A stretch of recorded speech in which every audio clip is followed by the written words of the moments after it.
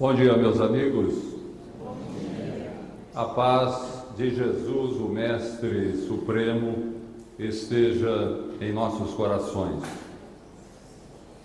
Sem dúvida alguma, uma das questões mais importantes de O Livro dos Espíritos é a de número 860, que está na terceira parte, quando Kardec trata das leis morais, mais exatamente a lei de liberdade.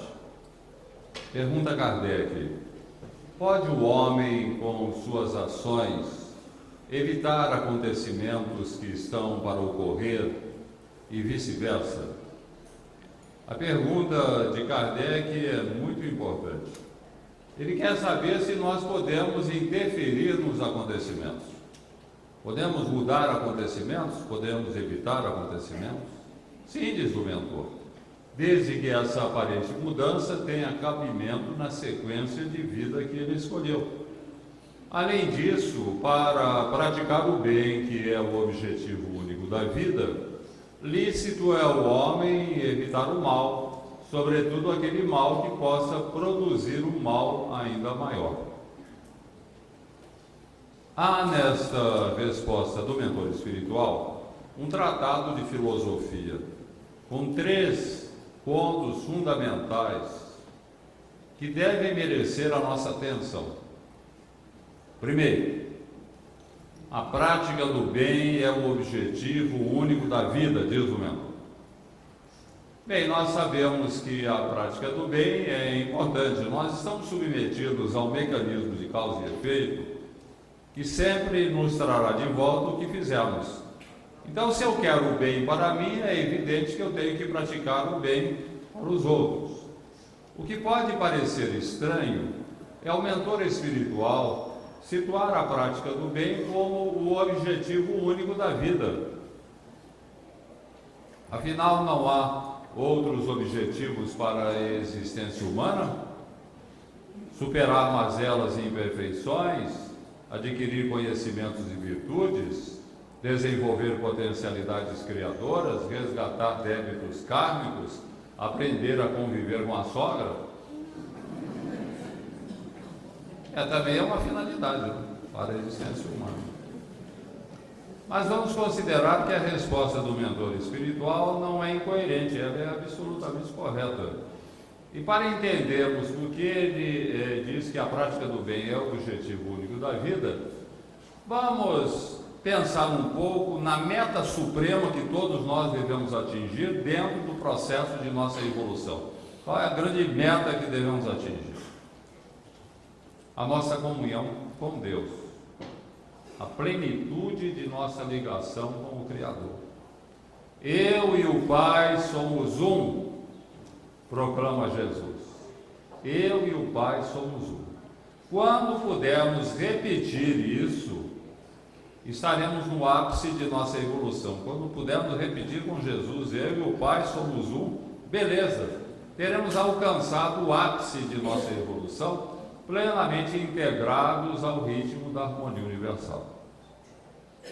Agora, como é que nós vamos definir que chegamos lá? Como é que eu vou saber que cheguei lá? A resposta está no primeiro capítulo da primeira epístola de João, no capítulo 4, versículo 4, quando João diz assim: Deus é amor.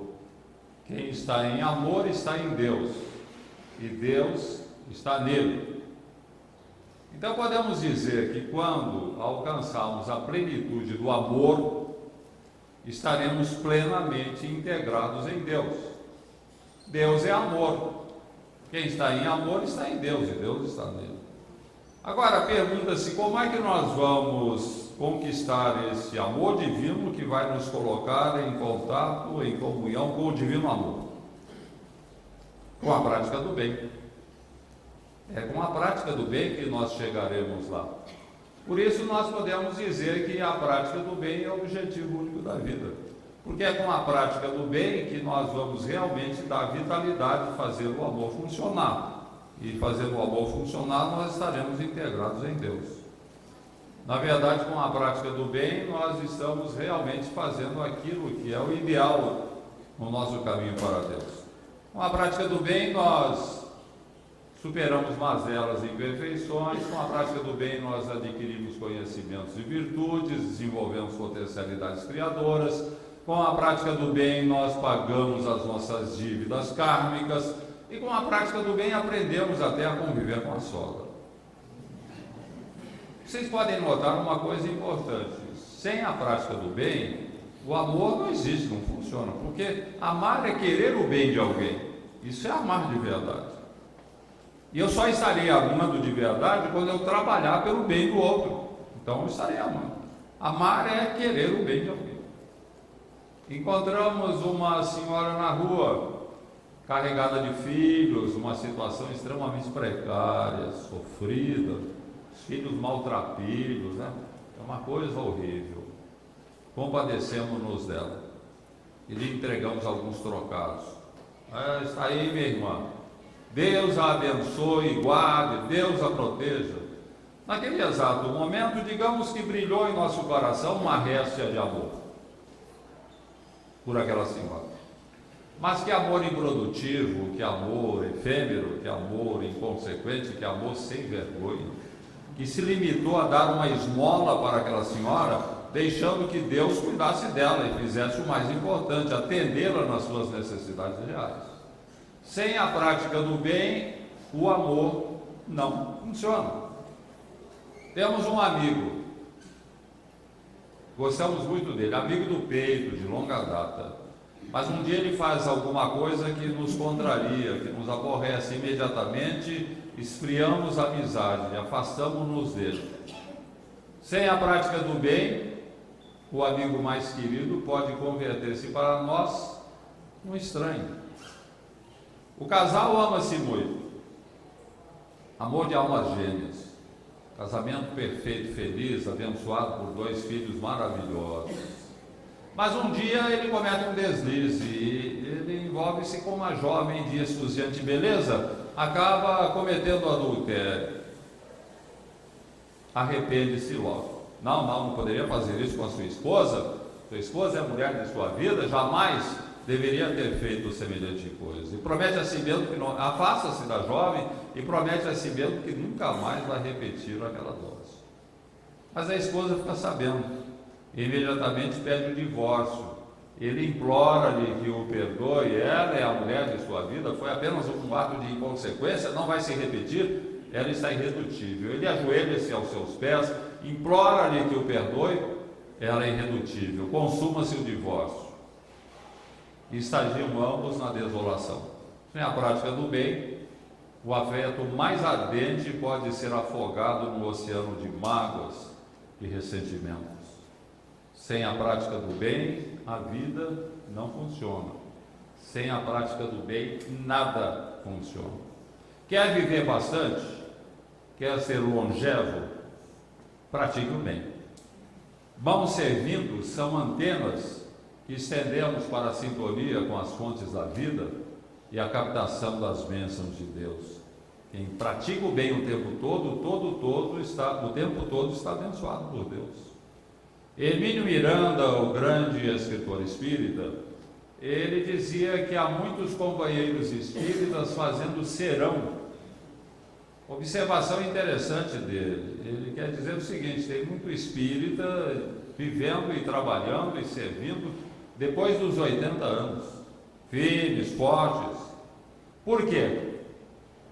Porque a seara é grande, os trabalhadores são poucos, como dizia Jesus. Se a seara é grande, os trabalhadores são poucos, é lógico que aqueles poucos que trabalham, que fazem alguma coisa, vão receber todo o apoio da espiritualidade para continuar a viver e continuar a trabalhar. Por quê? Porque a seara é grande, os trabalhadores são poucos. Não apenas as bênçãos que recebemos do céu quando praticamos o bem, mas também as bênçãos que recebemos da terra. Conta Chico Xavier que certa feita ele estava atrasado para o seu trabalho, caminhava a passos largos pelas ruas de Pedro Leopoldo, quando passou pela casa de Dona Alice, uma frequentadora do centro. Ela estava à porta a esperá-lo. Chico, preciso falar. Chico cortou a conversa. Desculpe, dona Alice, eu estou atrasadíssimo. Conversaremos outra hora. E apressou o passo. Emmanuel apareceu para Chico. Chico, volte, Chico.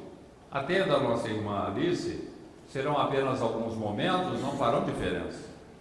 E Chico voltou. Dona Alice ficou feliz. Ah, Chico, sabia que você voltava. Conheço o seu coração.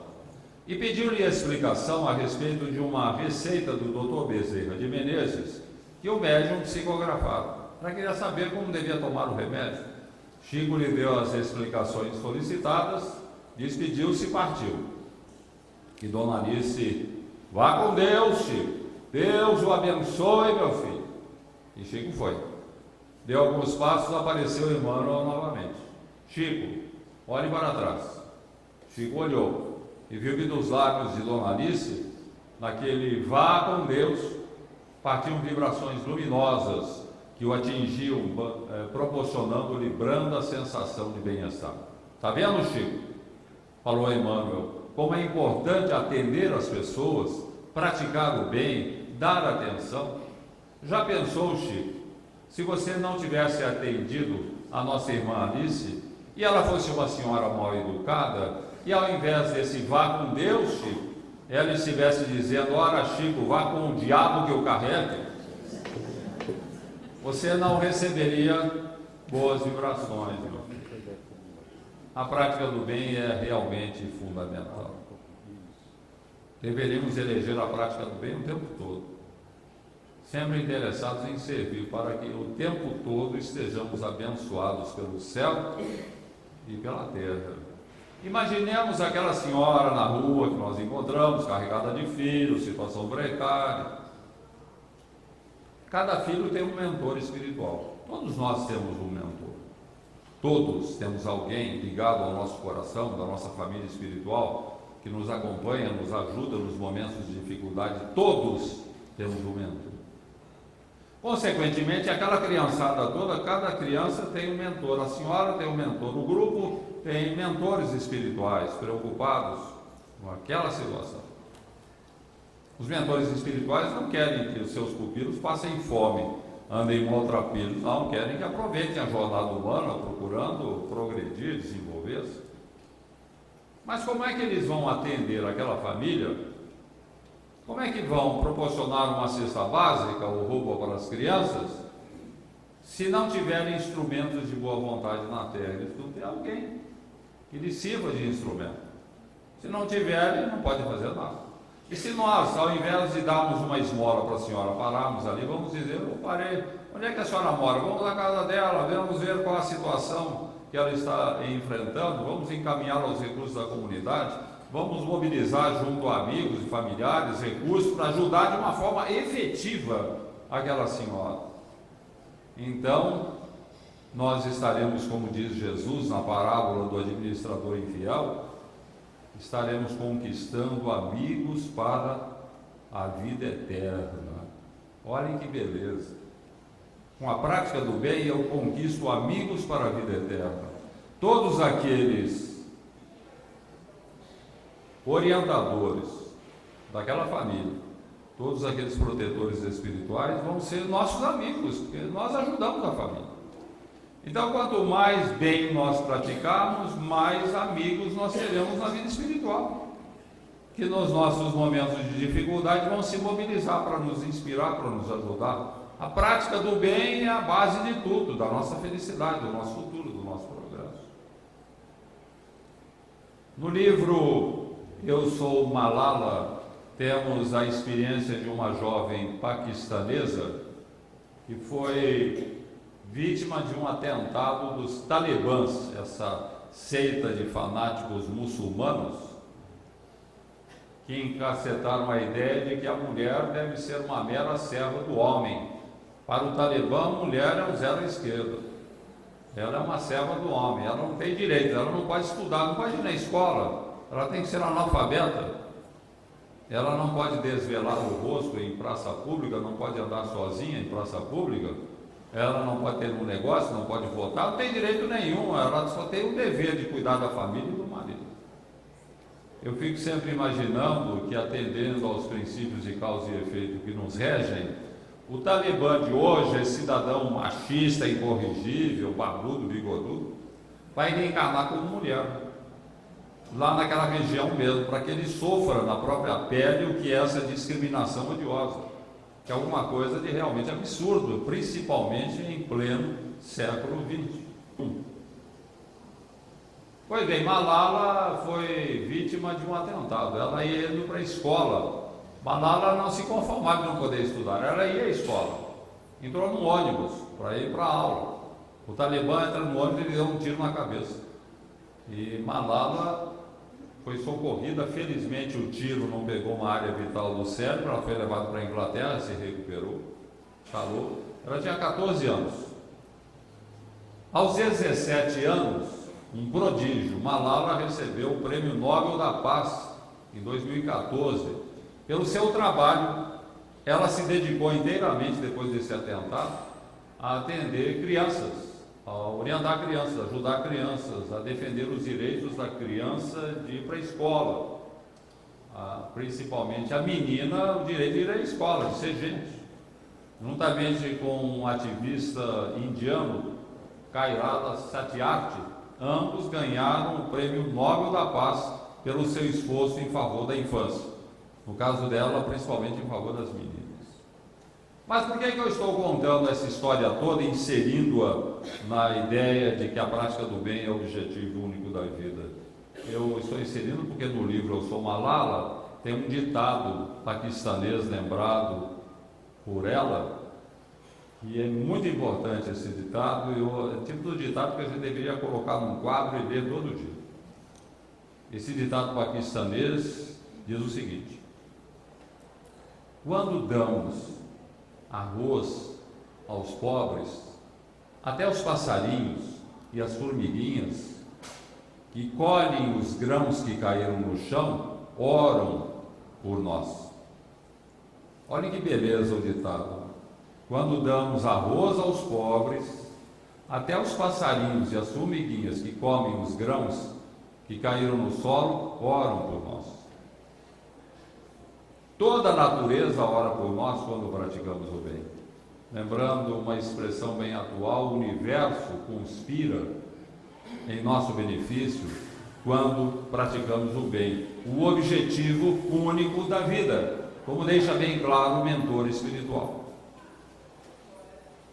Você quer vencer um vício? Pratique o bem.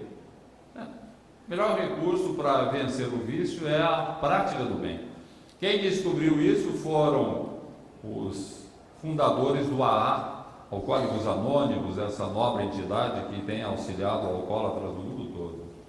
Eles descobriram, os fundadores do AA, eles próprios alcoólatras, eles descobriram que sempre que ajudavam um companheiro de infortúnio viciado, eles perdiam a compulsão do vício.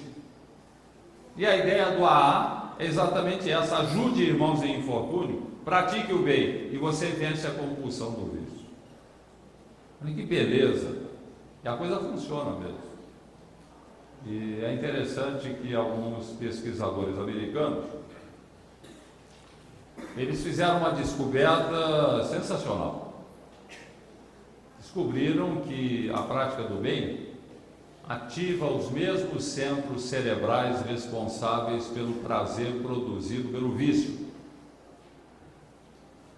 Essa descoberta é interessante, né? A prática do bem ativa os mesmos centros cerebrais responsáveis pelo prazer produzido pelo vício. Quer dizer, a prática do bem proporciona o mesmo bem-estar do vício sem efeitos colaterais.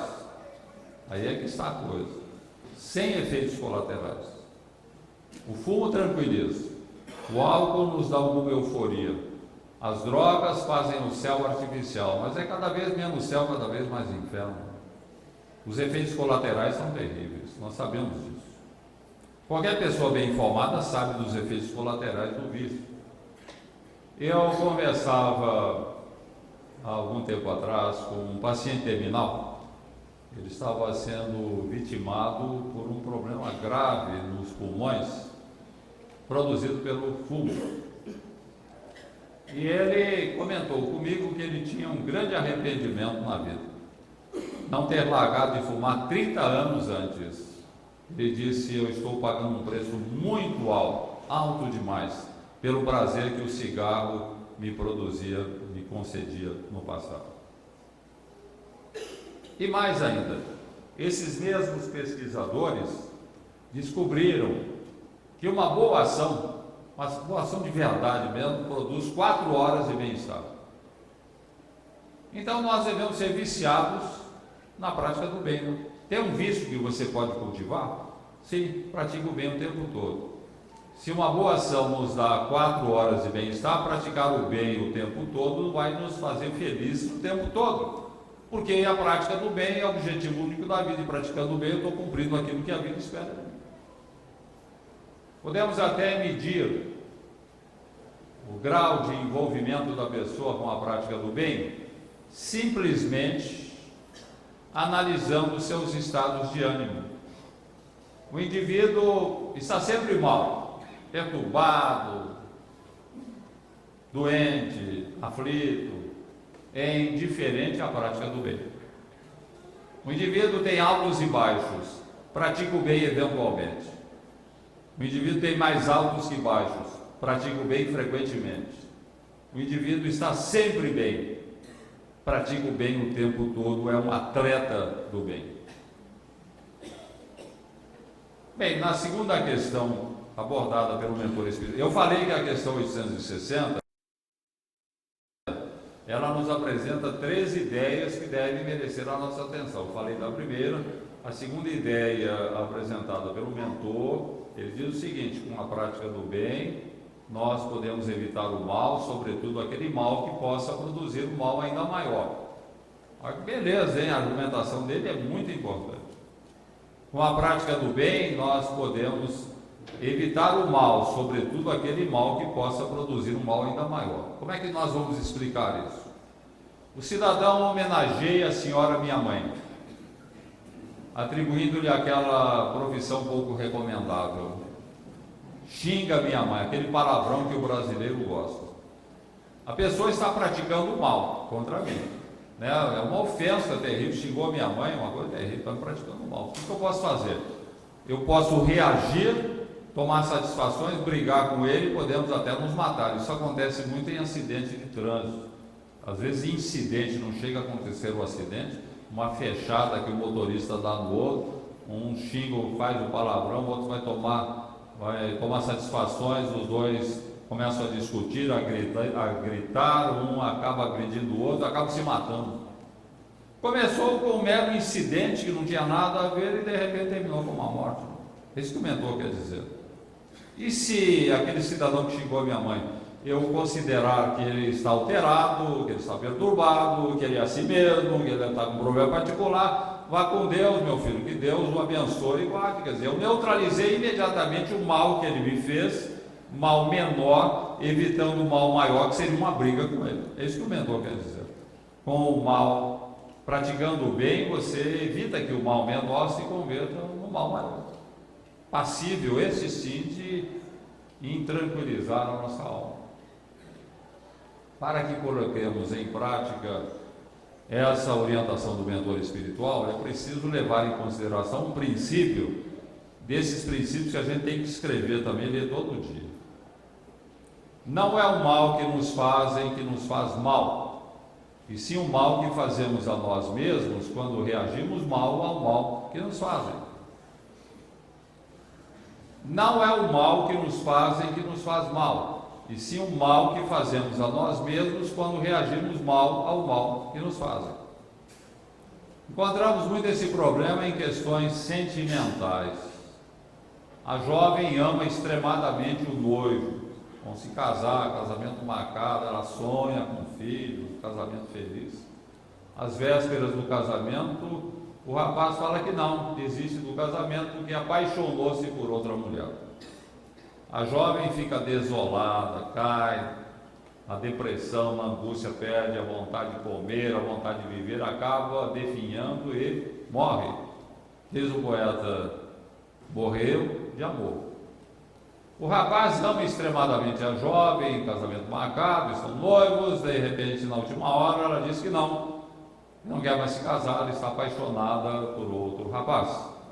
Ele fica possesso, extremamente nervoso, irritado, saca de uma arma e fuzila a jovem. Diz o poeta, matou por amor. Mas será, gente, que alguém mata ou morre por amor? Isso não existe. Amar é querer o bem do outro. E como é que eu vou me matar por causa do outro? Por que eu vou matar o outro porque ele não correspondeu às minhas expectativas? Percebam que a pessoa não ama de verdade. Isso não é. A pessoa gosta do outro como quem gosta de um doce. Eu gosto do doce porque satisfaz o meu paladar, porque é gostoso, e eu vou acabar cansando do doce, ou talvez o doce azede, daí eu não vou me dar bem com o doce. Então isso não é amar. Amar é querer o bem da pessoa, não é viver do bem que a pessoa possa nos dar. Isso é paixão. A paixão é que se preocupa em projetar a própria personalidade no ser amado. Na verdade, nós amamos a nós mesmos na pessoa amada, por isso não admitimos ser contrariados. O verdadeiro amor que existe na terra, o amor mais puro, o amor sublimado, todos nós o sabemos, é o amor de mãe. Mãe, como diz Coelho Neto, ela tem no filho o espelho em que se mira a afortunada, luz que lhe põe nos olhos novo brilho. Todo bem que a mãe deseja é bem do filho. Beleza, é isso mesmo. A mãe é a única mulher que fica feliz de entregar o seu filho, o seu amor a outra mulher, quando o filho se casa. Porque ela sabe que o filho vai ser feliz com a outra mulher. Então ela se desliga dele. Se desliga nesse sentido de conviver, de estarem juntos, e deixa que ele vai ser feliz com outra mulher. É lógico que nós não podemos pensar que uma jovem que foi abandonada pelo noivo, ou um rapaz abandonado pela noiva, que vai achar tudo muito bonito, muito interessante. Claro que não, claro que vai sofrer. Mas nós temos que considerar que se nós realmente temos amor no coração, e a pessoa vai ser feliz com outro ou com outra, que vá com Deus. Vamos cuidar da nossa vida. O coração pode ficar em cacos, mas Deus conserta o nosso coração. Vamos juntar os cacos e Deus vai nos ajudar a reconstruir o nosso coração sem problema nenhum. Essa questão de coração partido que não tem jeito e que a pessoa fica sofrendo o resto da vida é porque ela realmente não tem amor.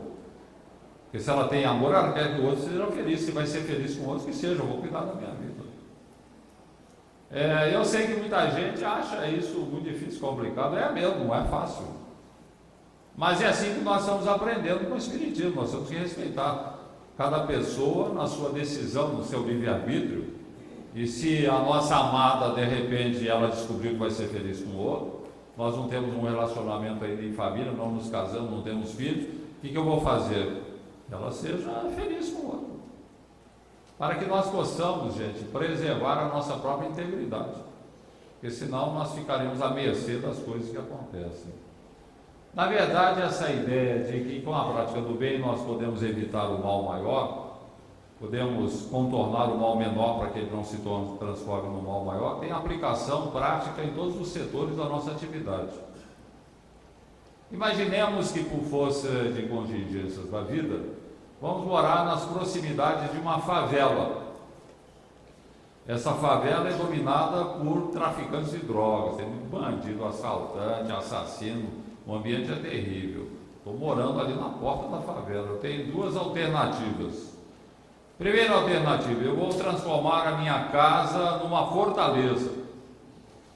Com cães bravios, vigia, câmeras de segurança, alarme, grades, tudo aquilo que a tecnologia moderna pode nos oferecer para defender uma casa. Vou até conseguir licença para o porte de arma. Mas nós sabemos perfeitamente que nada disso funciona se o ladrão resolver assaltar a nossa casa. Ele sempre vai dar um jeito de entrar. E resistir ao ladrão, nós sabemos que é muito perigoso. Ele pode levar não apenas os nossos bens, mas pode levar a nossa vida também, ou a vida de um familiar. Há uma alternativa mais interessante. Eu convido outros vizinhos igualmente ameaçados, e entramos na favela, fundamos uma ONG e vamos tratar dos favelados. vamos para nenhum posto de puericultura, atendimento a gestantes, atendimento a criança recém-nascida, um berçário, uma creche, uma escola de artes, uma escola de esportes. Vamos envolver aquela comunidade, mães, adolescentes, criancinhas, beleza, vamos fazer uma revolução na favela. Estaremos muito mais bem protegidos, em primeiro lugar porque nós nos transformaremos em amigos dos favelados, e ninguém assalta um amigo. Em segundo lugar, porque nós estaremos dando aos favelados uma perspectiva, um futuro. Nós sabemos que a miséria é má conselheira. Muitos criminosos em potencial consumados são formados na dura escola da necessidade mais premente, a fome, como opção de sobrevivência. Eu conversava com um especialista em crack, tratamento de crack. Ele me falou uma coisa que eu confesso que eu não sabia. Ele falou: olha, o problema maior do craqueado não é o vício propriamente, é a falta de perspectiva. Ele não tem perspectiva. Se você lhe der uma perspectiva, um futuro, aliado ao tratamento, você consegue recuperá-lo. Por quê? Porque a prática do bem muda tudo, né? O empenho realmente de fazer alguma coisa muda tudo. No livro Gênesis, primeiro capítulo da Bíblia, quando Jeová pergunta a Caim o que era feito de seu irmão Abel, Caim, de uma forma petulante, responde: acaso sou responsável por meu irmão? Estava mentindo, porquanto ele assassinara Abel, dominado pela inveja.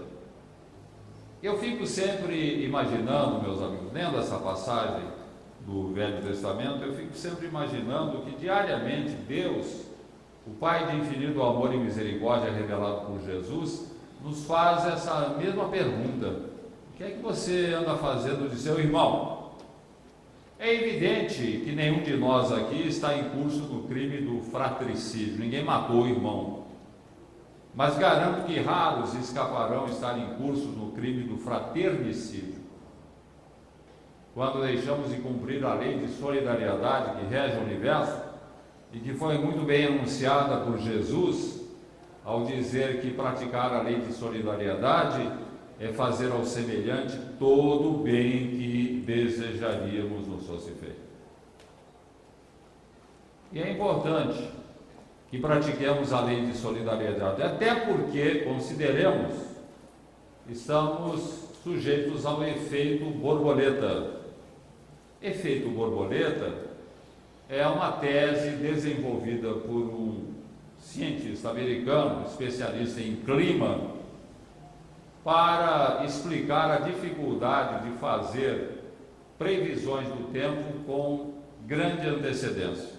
Isso em virtude da precariedade do instrumental para captar detalhes na formação do tempo, detalhes insignificantes, mas que podem produzir grandes efeitos climáticos.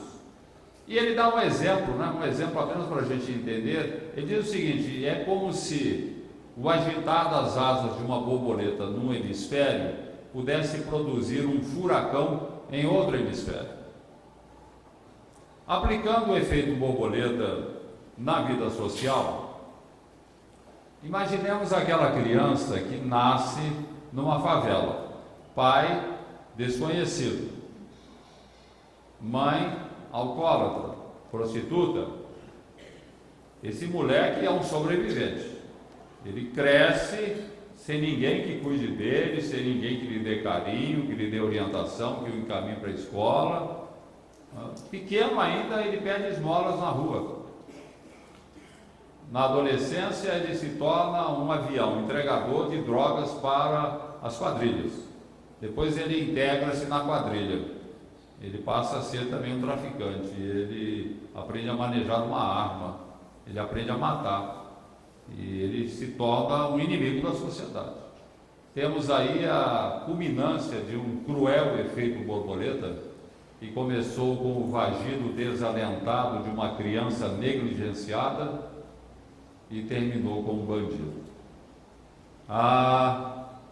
se aquele menino tivesse alguém que cuidasse dele, que o amparasse, que o ajudasse, que lhe desse carinho, que o encaminhasse.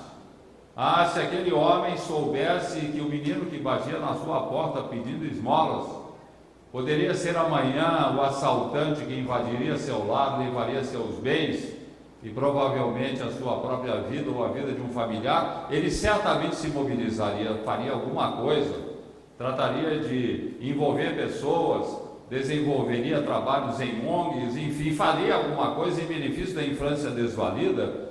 E quem sabe aquele menino, ao invés de se transformar num bandido, poderia se transformar até num benfeitor da sociedade. O efeito borboleta tem essa característica marcante, meus amigos.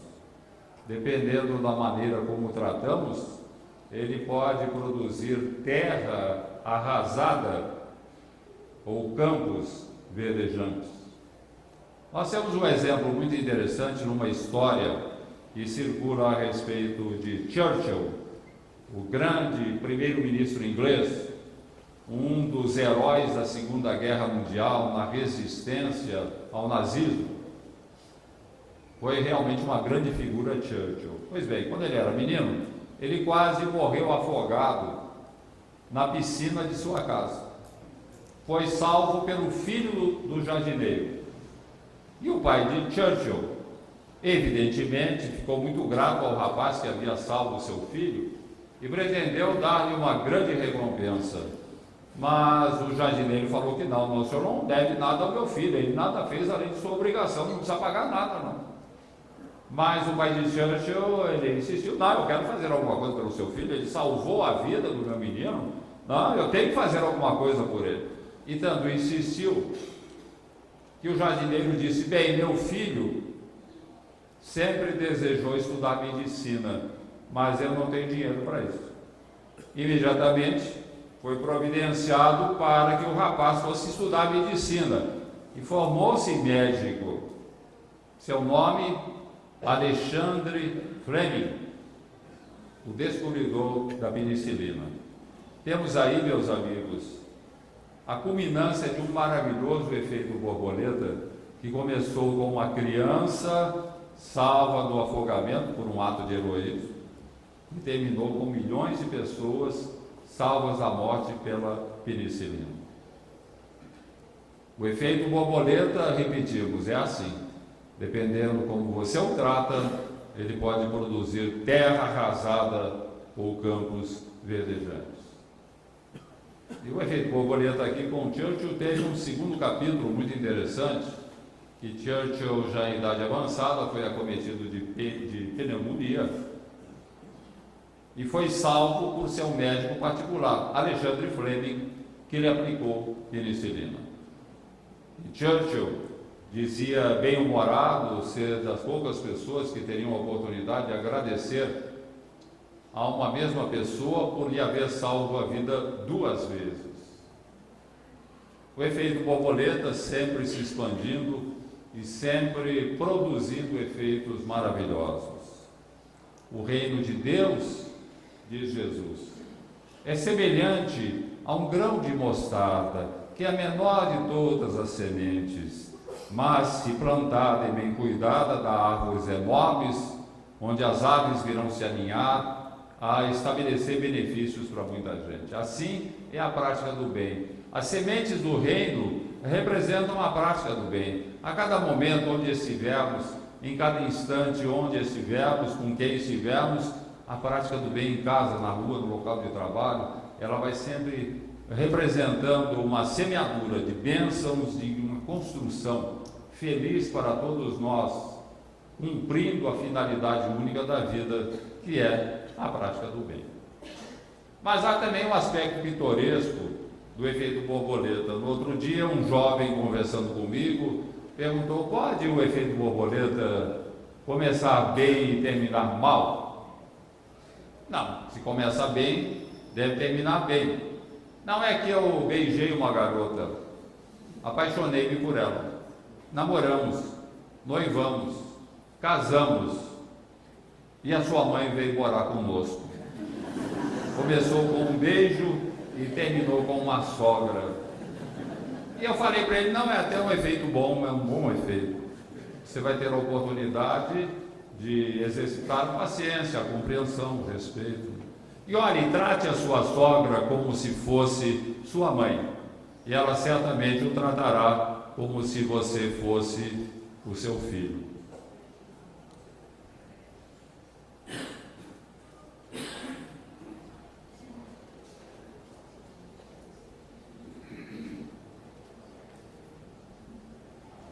Bem, minha gente, comentei que a questão 860 tem 3 pontos básicos, já estudei 2, comentei 2. E é o terceiro. Quando o mentor espiritual diz que com a prática do bem nós podemos alterar o rumo dos acontecimentos, desde que essa mudança faça parte do quadro de vida que escolhemos. Perfeito. Com a prática do bem nós podemos mudar tudo. Nós sabemos que a prática do bem é de importância fundamental, já comentamos a esse respeito, e o Espiritismo nos diz uma coisa muito importante: com a prática do bem nós podemos pagar as nossas dívidas. Isso está bem claro na doutrina. Nós temos 2 moedas para resgatar os nossos débitos: a moeda do amor, que se exprime na prática do bem, e a moeda da dor, que se exprime no sofrimento. Você pode escolha na sua vida. O que você vai fazer? Vai praticar o bem a vida toda e vai reduzir o seu quadro kármico? Ou você vai ficar indiferente ao bem e quando a cobrança vier, ela será feita em plenitude, o seu sofrimento vai ser mais. Então essa ideia que o Espiritismo nos oferece, ela é muito atraente, e muita gente vai para a doutrina, integra-se, trabalha, não, eu vou praticar todo o bem possível, eu vou procurar dedicar a minha vida à prática do bem, porque daí eu vou sofrer menos, e quando surgirem os grandes resgates, eles estarão amenizados e podem até desaparecer. E daí o cidadão, de repente, ele vai desenvolvendo suas atividades, mas vem problemas sérios, que o afetam, que o perturbam, que o torturam, e daí ele fala, poxa, não está adiantando nada, porque eu queria tanto me livrar do sofrimento com a prática do bem, e o sofrimento continua chegando na minha vida. Daí a pessoa acaba até desanimando, acaba se afastando, não, porque aquilo que o Espiritismo ensinou não está acontecendo na prática. É que a pessoa não aprofundou o estudo do Espiritismo. Há determinadas situações que nós mesmos escolhemos ao reencarnar, daí não vai mudar. Digamos que o cidadão foi muito agressivo no passado, ele foi um cidadão agressivo, bravo, batia, forte, batia nas pessoas, um comportamento muito violento. Quando desencarna, vai sofrendo muito espiritual, as consequências do seu comportamento, e ao preparar-se para a reencarnação, já consciente, o que ele vai pedir? Ele sabe que tem tendência à agressividade. O que ele vai pedir? Vai pedir braços atrofiados. Vai ter que é problema no braço para conter, não apenas resgatar o que ele fez de errado no passado, mas sobretudo conter os seus impulsos agressivos. Daí ele vai reencarnar com um problema nos braços. Daí com o tempo ele vira espírita, se liga ao espiritismo, pratica todo o bem, passa a vida toda praticando o bem, mas ele vai continuar a vida toda com os braços atrofiados, porque foi a escolha dele, ele pediu. Não foi nenhum problema kármico, foi a escolha que ele fez, entendendo que isso seria importante em relação ao seu aprendizado. Por isso que ele vai ficar a vida toda assim. E é isso que nós precisamos entender bem, para não imaginar que com a prática do bem eu posso eliminar tudo, e se não eliminou tudo eu vou desistir de ser espírita. Peraí, a coisa não é por aí. No livro Contra os Príncipes e as Potestades, é um romance meu, publicado no ano passado, que eu tenho recomendado inclusive para grupos mediúnicos. É um livro, é um romance que fala do assédio de espíritos obsessores sobre um grupo mediúnico. E é um livro para a gente estudar no grupo, porque demonstra a técnica usada pelos obsessores, como é que eles fazem para acabar com um grupo. Pois bem, nesse livro há uma história que eu conto que eu acho muito ilustrativa daquilo que nós estamos comentando. A história de um casal, digamos um casal 20 do Espiritismo, um casal inteiramente dedicado à doutrina, Beatriz e Clóvis. Beatriz, um amor de pessoa. Mãe de 2 filhos, avó de 4 netos, médium, participava de 2 reuniões mediúnicas, ela dava plantão de atendimento fraterno, ela participava de uma casa de sopa e, resumindo, um doce de mulher, uma pessoa maravilhosa, né? As pessoas que todo mundo gosta de estar perto. Clóvis não fazia por menos, homem inteligente, lúcido, participava da diretoria do centro, o centro devia muito às suas iniciativas, e era um homem pacificador. Onde ele estava, ele sempre dava um jeito nas situações difíceis que surgissem. O centro ia muito bem nas suas mãos. Enfim, era um casal maravilhoso, inteiramente dedicado à doutrina. Mas ambos tiveram um final de vida muito complicado, muito difícil. Beatriz foi acometida por um câncer no seio. Houve seio direito, câncer agressivo, teve que extrair o seio. Pegou o outro seio que foi extraído também. Durante 3 anos ela se submeteu à quimioterapia, à radioterapia, sempre muito submissa à vontade de Deus, com muita fé, com muita confiança, mas sofrendo durante 3 anos, né? Parada pela espiritualidade, mas passando por aquela situação trágica. Quando ela desencarnou, logo em seguida foi a vez de Clóvis experimentar também o seu momento difícil. Ele foi acometido pelo mal de Alzheimer, que lentamente o afastou do convívio da família, dos amigos, do centro, da sociedade. Terminou seus dias alienado, solitário, numa casa de repouso. O final de vida do casal chocou muito o pessoal do centro. Os amigos, o pessoal da diretoria, eles não se conformavam, mas como? Um casal que dedicou a vida toda à prática do bem, que tanto produziu em favor do próximo, ter um final de vida tão atormentado. O Espiritismo não ensina que com a prática do bem nós queimamos o nosso karma, nós abreviamos o resgate das nossas dívidas, porque agora tal coisa com um casal tão dedicado ao Espiritismo. Houve até quem lembrasse uma expressão de Simão Pedro, que está na sua primeira epístola, no versículo 16, quando ele diz: quanto a vós, irmãos, tende ardente amor uns para com os outros, porque o amor cobre uma multidão de pecados. Ora, ninguém fazia mais jus ao ressarcimento de seus pecados do que Clóvis e Beatriz, pelo bem que praticavam. E a coisa ia nesse pé. O pessoal até meio revoltado com aquela situação, quando houve uma reunião mediúnica restrita apenas aos membros da diretoria, e uma reunião que se manifestava um mentor espiritual de nome Ambrósio.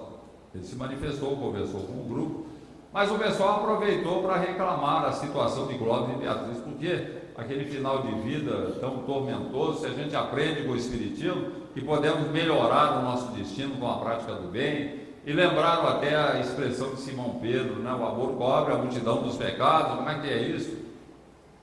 E Ambrósio simplesmente disse, antes de qualquer comentário a respeito do assunto, vamos analisar, observar de perto a afirmativa de Simão Pedro, e foi providenciado um exemplar do Novo Testamento, e lá na primeira epístola de Pedro, no capítulo 1, no versículo 16, está registrado: quanto a vós, irmãos, tende ardente amor uns para com os outros, porque o amor cobre uma multidão de pecados. Perceberam, disse Ambrósio, o amor cobre uma multidão de pecados, não cobre todos os pecados. E daí ele explicou as situações em nossa vida que nós mesmos escolhemos para o resgate do passado. Situações que nós vamos ter que vivenciar porque nós pedimos, entendemos serem importantes em favor do nosso resgate. A prática do bem vai amenizar, teremos todo o apoio da espiritualidade, mas vamos passar por aquilo que nós mesmos planejamos. Aí imagine, fala o mentor, um cidadão que sofre uma fratura, tem um acidente, tem uma fratura exposta. Ele é um homem bem quisto, tem recursos, vai para o melhor hospital, tem o melhor tratamento, o melhor atendimento, mas o osso vai ter que ser colocado no lugar, vai ter que ter uma cirurgia, depois da recuperação ele vai sofrer, vai ter dores, vai ter problema durante um bom tempo. Então não tem nada a ver com o fato de ele ser bom ou mal, ele sofreu um acidente e de repente ele vai ter que pôr o osso no lugar. Assim acontece com as nossas fraturas espirituais. A prática do mal acaba promovendo autênticas fraturas no nosso perispírito, E daí você vai ter que ter o choque de colocar o osso no lugar. Isso daí você mesmo pediu ao reencarnar. Então não dá para a gente reclamar que estamos passando por aquilo que não merecemos, já que praticamos o bem o tempo todo. Nós temos que ter essa consciência. Lembrando sempre a afirmativa do mentor espiritual: com a prática do bem você muda tudo, menos aquilo que você programou por interessar, por compreender que aquilo era importante em relação à sua própria redenção. É o processo da redenção do espírito. Essas questões devem estar bem claras em nossa alma, para que possamos ter a consciência de que é importante praticar o bem, mas entregando a Deus o nosso destino, já que Deus sabe o que faz. E tudo que nós temos que fazer, se queremos realmente aproveitar as experiências humanas, é procurar praticar cada vez mais o bem e principalmente pôr cada vez mais amor na prática do bem. E o ideal seria isso, você fazer a coisa com amor. Não é com o amor que nós, não é com a prática do bem que nós vivenciamos o amor. Então vamos pôr cada vez mais amor naquilo que fazemos, para que façamos cada vez melhor e possamos nos habilitar cada vez mais às dádivas de Deus. Como diz Casimiro Cunha em psicografia de Francisco Cândido Xavier: rogas a vida o roteiro da esfera superior, e a vida responde sempre: ajuda com mais amor. Buscando desse modo o caminho renovador em toda dificuldade, ajuda com mais amor. Se esperas pelo futuro como ninho aberto em flor, arando a terra do sonho, ajuda com mais amor. Recebe, pois, o infortúnio com desassombro e valor. Se a provação recrudesce, ajuda com mais amor. Suporta com paciência a nuvem luz e sabor, buscando nova alegria, ajuda com mais amor. Caluniaram-te a vida, perdoa, seja quem for. Quem vive para a verdade, ajuda com mais amor. Amigos desavisados trouxeram-te sombra e dor, diante de todos eles, ajuda com mais amor. Feriram-te as esperanças, brandindo o verbo agressor, não critiques, nem te queixes, ajuda com mais amor. Ante o jogo das ilusões que o mal te vem a propor, no cultivo da humildade, ajuda com mais amor. Se esperas alcançar a comunhão do Senhor, arrima-te à caridade e ajuda com mais amor. Jesus nos abençoe.